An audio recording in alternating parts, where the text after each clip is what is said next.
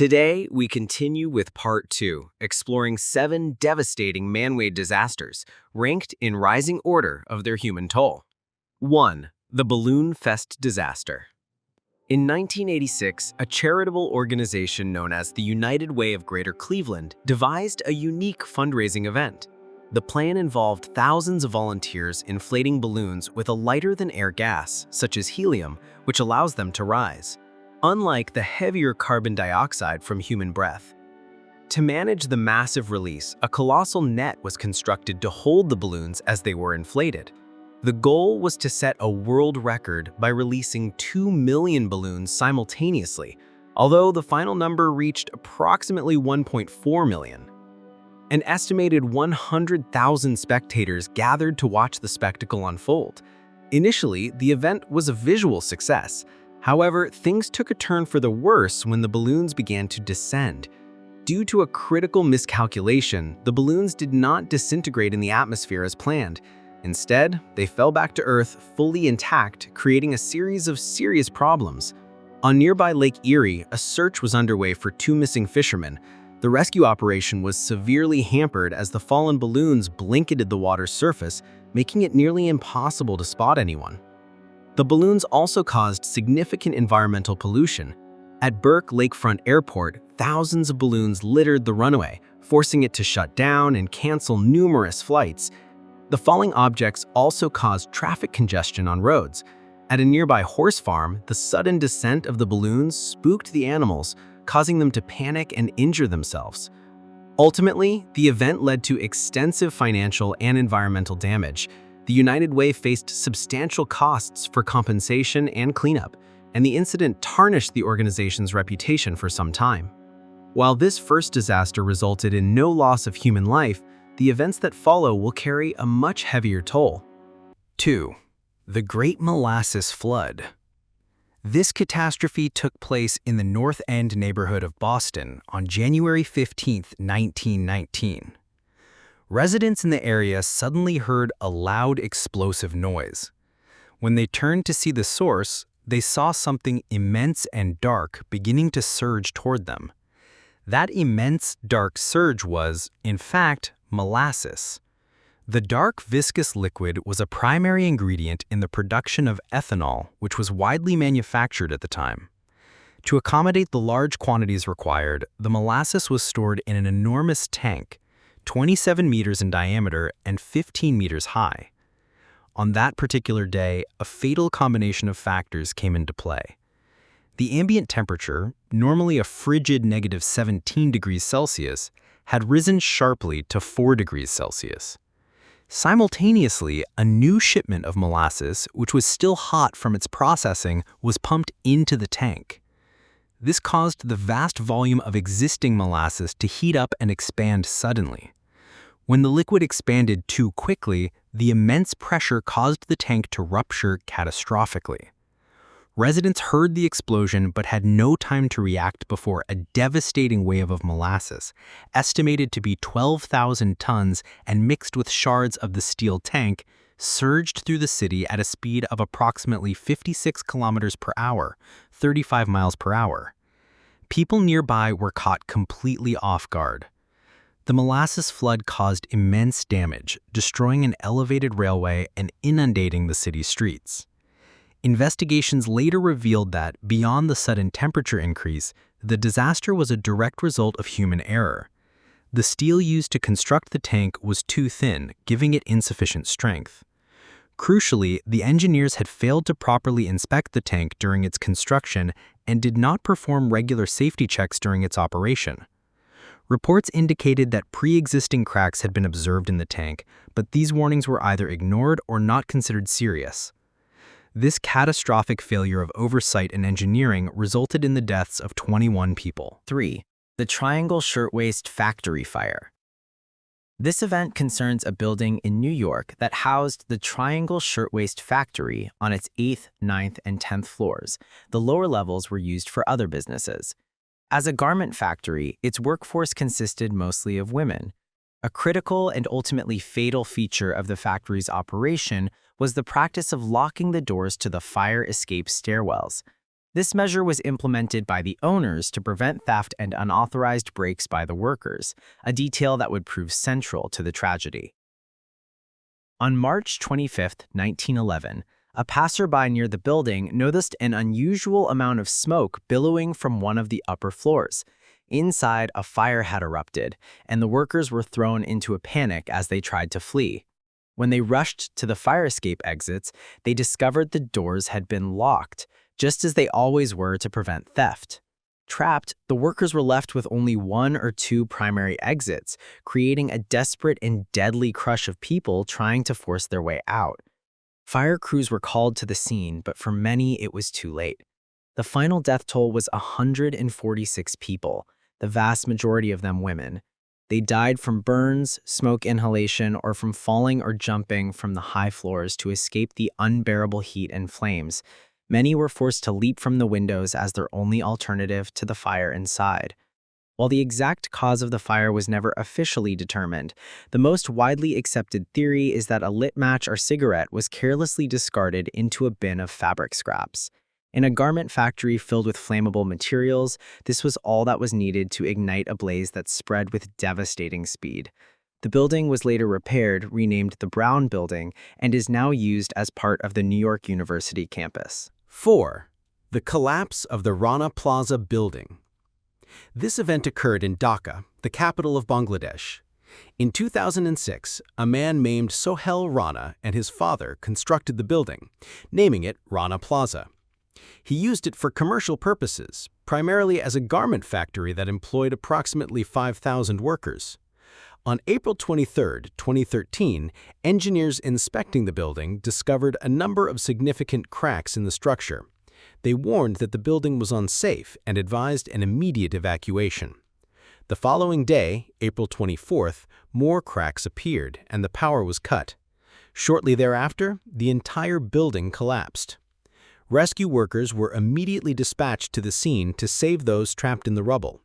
The disaster resulted in 1,134 deaths and 2,500 injuries. These numbers would have been drastically lower if not for the actions of Sohail Rana. Despite knowing about the dangerous cracks the day before, he ordered his employees to return to work on the morning of the collapse.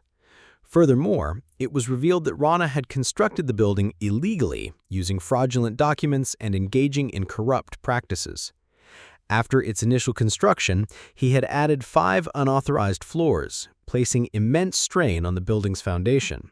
This, combined with the weight of the heavy factory machinery, made the collapse almost inevitable. After the building fell, Rana attempted to flee across the border but was captured by police within 4 days. His decision to force his workers to remain in a building he knew was unsafe was the direct cause of the massive loss of life. 5. The Bhopal disaster. This event took place in the city of Bhopal, India. In the early morning hours of December 3, 1984, as residents were sleeping, they were awakened by a deeply unpleasant odor. Many went outside, assuming there was a fire, but they could see no flames. By the next morning, many of those people were found dead outside their homes. The few who survived and were taken to the hospital presented doctors with a medical crisis. Their bodies were contaminated with a toxic substance, but the physicians had no idea what it was or how to treat it. They had never encountered anything like it before. The source of this horrific event was a factory on the outskirts of the city, Union Carbide India Limited, commonly known as UCIL. This factory was constructed in 1969 for the purpose of manufacturing pesticides. The production process involved several key chemicals. First, a substance called phosgene was used to create a second intermediate compound known as methyl isocyanate, or MIC.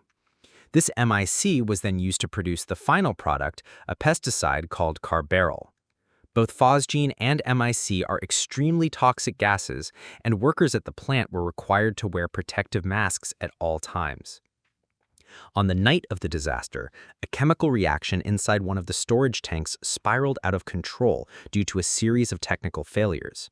The pressure inside the tank became unstable, and ultimately a safety valve ruptured. The tank then released its contents, approximately 30 tons of MIC gas, which vented directly into the atmosphere. Carried by the wind, the toxic cloud drifted over densely populated residential areas. It was 1 a.m., and people were jolted from their sleep by a terrifying combination of eye pain and suffocation as they inhaled the gas. In the ensuing panic, many ran outside, only to collapse and die in the streets. Their bodies were not discovered until sunrise. The few survivors who made it to the hospital presented a grim challenge. Doctors had never before treated MIC poisoning and had no idea how to counteract its effects. The devastation extended beyond the human population. Nearby livestock perished, leading to food shortages. Residents were warned not to fish in local rivers and lakes, as the water was likely contaminated. In the end, the toxic gas leak exposed an estimated 500,000 people. 4,000 died in the immediate aftermath, and in the years that followed, the death toll from indirect, long-term health complications would climb to an estimated 20,000. The scale of the tragedy was magnified by delayed alarms and an official failure to properly assess the severity of the leak, resulting in a catastrophic loss of life. 6. The failure of the Banqiao Dam. This is one of the most horrific disasters in China's history. The story begins between 1958 and 1962, during the period of Mao Zedong's Great Leap Forward campaign. This initiative was designed to transform China's economy from an agricultural to an industrial model, leveraging its massive population to achieve rapid progress in steel and iron production. During this time, many ambitious construction projects were undertaken. In China's Henan province, this included the building of a massive structure designed to hold back a colossal reservoir of water, the Banqiao Dam. Constructed from clay, sand, and other materials, the dam was a source of immense national pride. It was given the nickname the Iron Dam, as it was believed to be indestructible. Its purpose was to store an enormous quantity of water, and it served as the centerpiece of a larger system of smaller dams built on surrounding river tributaries. The dams operated normally for years, until a terrifying event occurred in 1975. A super typhoon named Typhoon Nina moved from the sea inland over Henan province, positioning itself directly over the Banqiao Dam. The typhoon brought with it a torrential downpour of a scale never before recorded in the region. The sheer volume of rain caused the water level in the reservoir to rise at a terrifying speed. The dam, which was never engineered to withstand such an extreme event, was quickly overwhelmed. Under the immense and unrelenting pressure, it failed. When it finally gave way, a colossal wave of water, an estimated 15 billion cubic meters, was unleashed. The resulting flood wave was 10 kilometers wide and reached heights of 3 to 7 meters, devastating the communities downstream that were already reeling from the typhoon. This initial failure triggered a catastrophic chain reaction, causing 62 smaller downstream dams to collapse in succession. The final death toll is estimated to be between 26,000 and 240,000, a figure that includes not only those who died in the initial flood, but also those who perished from the subsequent famine and disease. While Typhoon Nina was the immediate catalyst, the scale of the disaster was magnified by critical human failures. The dams were designed for water storage, not flood control. The workforce during the Great Leap Forward was largely inexperienced, and widespread deforestation had eliminated natural barriers against flooding. Tragically, warnings from a hydrologist named Chen Xing, who had foreseen the potential for such a collapse, were ignored. In the end, the disaster was a result of natural forces colliding with profound human error. 7. The Rwandan genocide. This is one of the most horrific events in modern history. The nation of Rwanda in Central Africa is home to two primary ethnic groups, the Hutu, who make up 84% of the population, and the Tutsi, who comprise 15%. Visually, the two groups were often indistinguishable. The roots of the conflict can be traced back to 1917, when Belgium took colonial control of Rwanda. The Belgian administration implemented a system of identity cards that explicitly classified every citizen as either Hutu or Tutsi, formally cementing a division. Crucially, the Belgians showed a clear preference for the Tutsi minority, granting them positions of power and privilege based on the racist belief that the Tutsis were a superior ethnic group. This policy systematically created deep-seated resentment and animosity. The tensions eventually erupted into the Rwandan Revolution of 1959, in which the Hutu majority, leveraging their superior numbers, overthrew the Tutsi elite. In the years that followed, a Hutu president, Juvenal Habyarimana, came to power. Following his ascent, a period of relative calm settled over the nation, with both Hutu and Tutsi populations coexisting. This fragile peace held until 1990, when conflicts between Hutus and Tutsis began to re-emerge in certain regions. The tensions escalated, eventually leading to the Rwandan Civil War, once again pitting the Hutu-led government against Tutsi rebels. After a period of fighting, President Habyarimana managed to negotiate a peace accord between the two groups. However, a radical faction, known as Hutu Power, had gained influence. Adherents to this movement held an extremist ideology, fueled by a deep-seated hatred for the Tutsi people. Their violent views stood in stark opposition to President Habyarimana's efforts toward peace and reconciliation. The situation reached its breaking point in 1994. In the neighboring country of Burundi, which shared the same Hutu-Tutsi ethnic makeup, a Hutu president was also in power. On April 6th of that year, a horrific event occurred. Both President Habyarimana of Rwanda and the Hutu president of Burundi were traveling together on the same airplane. As it prepared to land, the plane was struck by a missile and exploded, killing everyone on board. Immediately following the assassination, members of the Hutu power movement seized the opportunity to declare, without evidence, that Tutsi rebels were responsible for the president's death. This claim was used as the pretext to unleash a pre-planned and systematic campaign of extermination. The genocide began almost instantly. In urban areas, Hutu soldiers set up roadblocks and demanded identity cards from anyone who passed. If an individual's card identified them as Tutsi, they were executed on the spot. Soldiers also went from house to house, slaughtering any Tutsis they found. In rural areas, Hutu civilians were incited by propaganda to kill their Tutsi neighbors.